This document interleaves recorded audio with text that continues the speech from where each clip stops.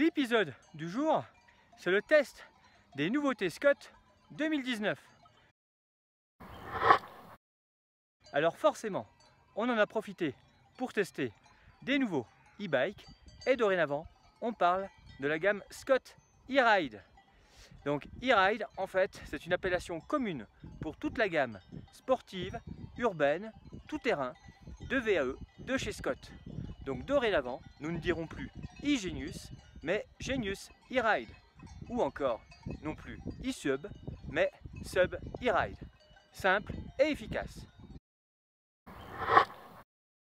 Parmi les petites nouveautés testées, il y en a, on ne peut pas vraiment vous en parler. Mais attendez-vous, début septembre, embargo terminé, à ce qu'on vous dévoile des nouveautés et surtout des tests bien sympathiques, grandeur nature.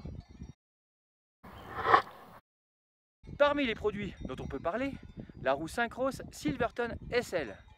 Au programme, 1,250 kg, une fabrication à couper le souffle et surtout, avec ses 20 rayons, une très faible inertie grâce à une jante ultra légère et une conception totalement monobloc pour l'ensemble cercle, rayon et on va dire joue du moyeu.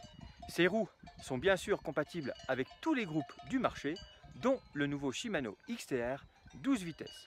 Prix public 3 500 €, garantie 2 ans, crash test remplacement la première année 50% de remise, la deuxième année 30% et la troisième année 20%.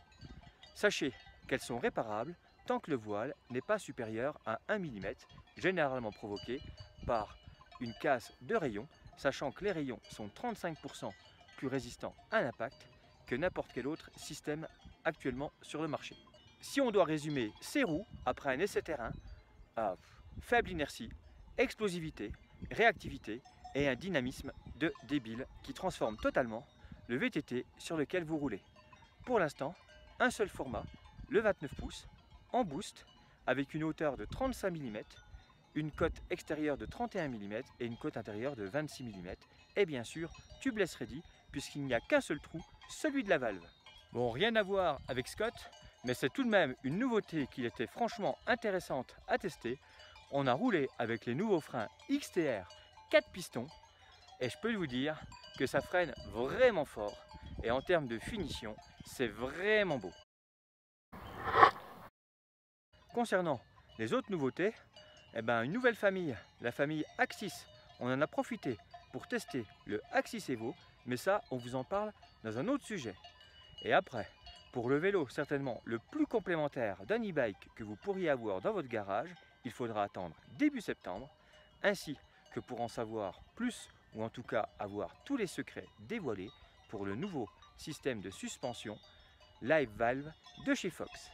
Alors, rendez-vous en septembre pour découvrir toutes les autres nouveautés.